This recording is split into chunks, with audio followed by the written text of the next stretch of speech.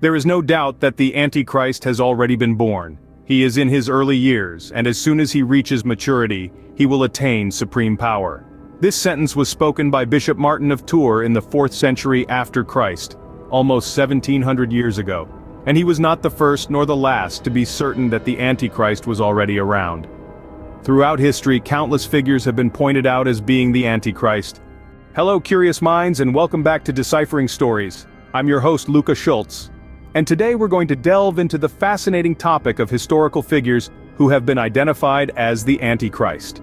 From Roman emperors to French generals to medieval popes, the list is long and intriguing. But before we embark on this journey of discovery, be sure to subscribe to the channel and turn on notifications. Stay with me until the end of this video and you'll be surprised by the faces of various people who have been and are currently considered to be the Antichrist. Without further ado, let's get started.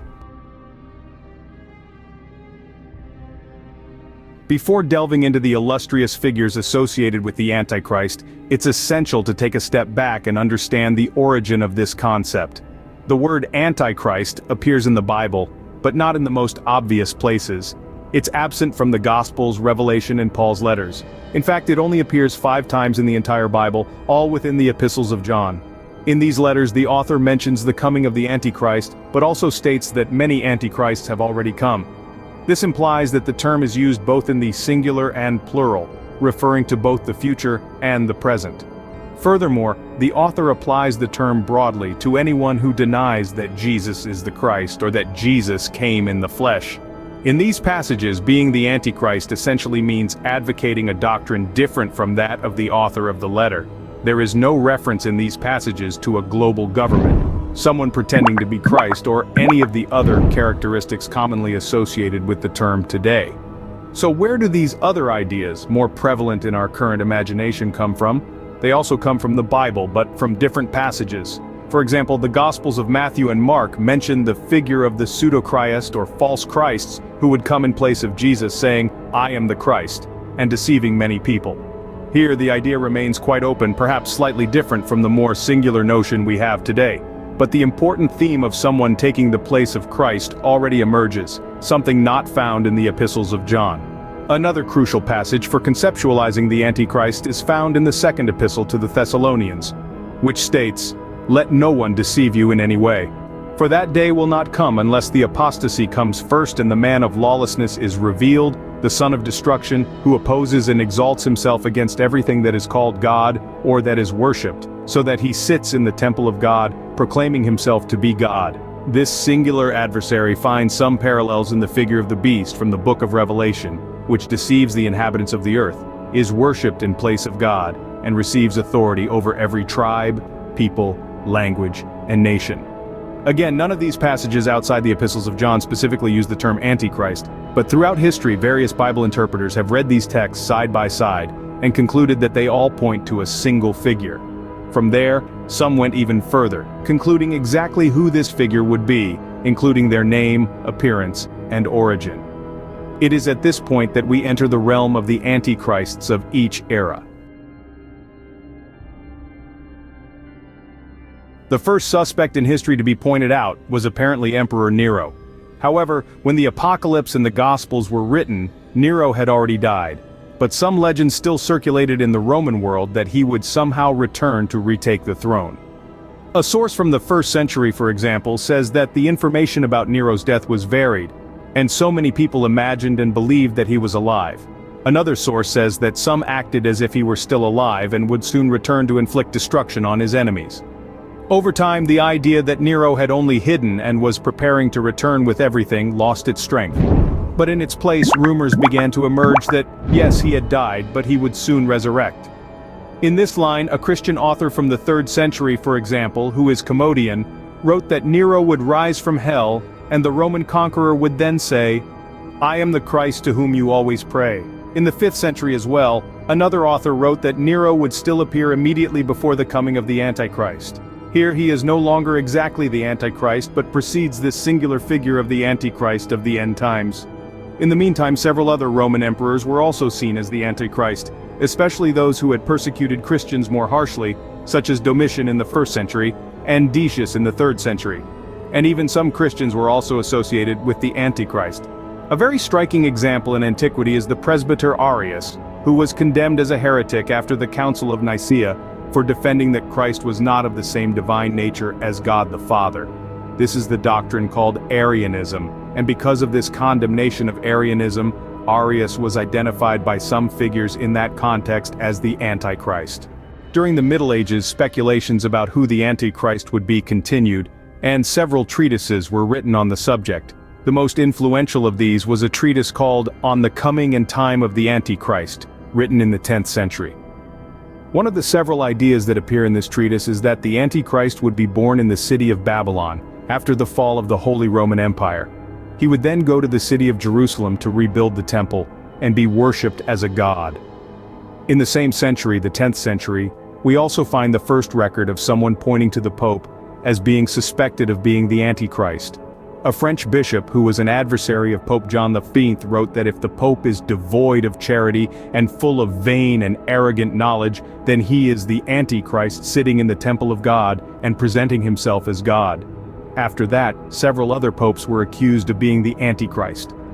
In the 11th century, for example, in the context of the so-called investiture controversy, more than one pope was elected at the same time by different factions of the church and secular powers. It was not uncommon in this situation for one pope to declare the other to be the Antichrist, as Gregory VI did with Clement II, for example, and vice versa.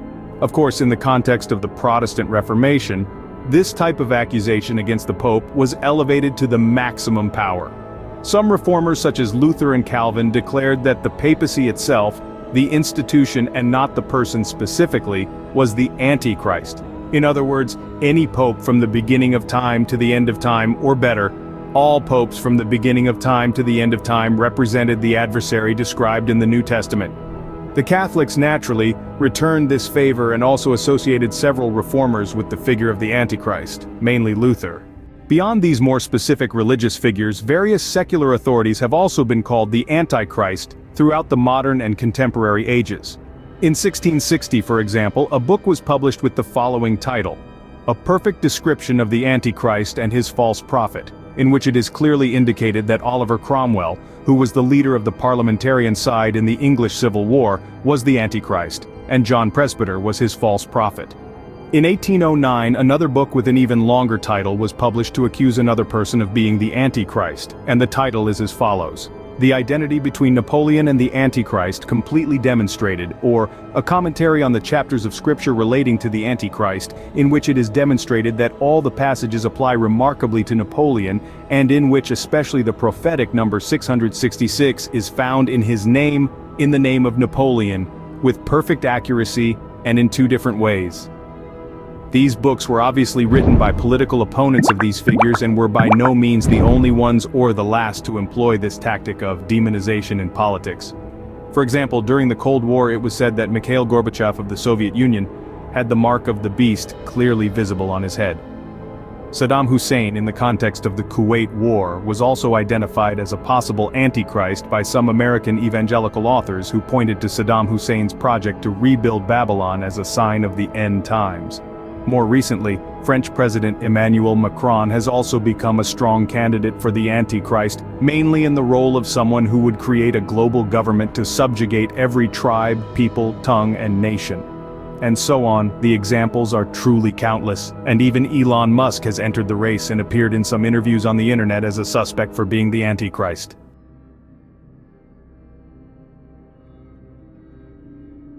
Throughout history, speculation about the Antichrist has always aroused great interest. Several factors contribute to this fascination, including the political use of the figure, and the search for meaning in times of chaos.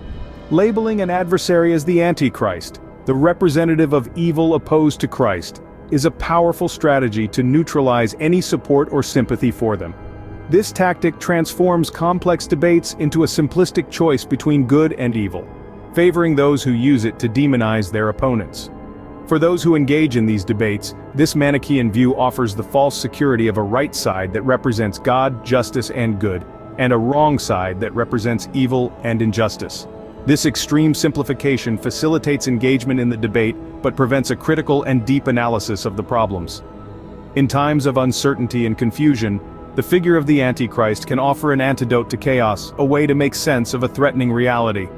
According to historian Robert Fuller, apocalyptic thought, which includes the search for the Antichrist, helps faith communities deal with their problems by situating them in a transcendental or mythical context. This perspective guarantees a victorious outcome where good triumphs over evil.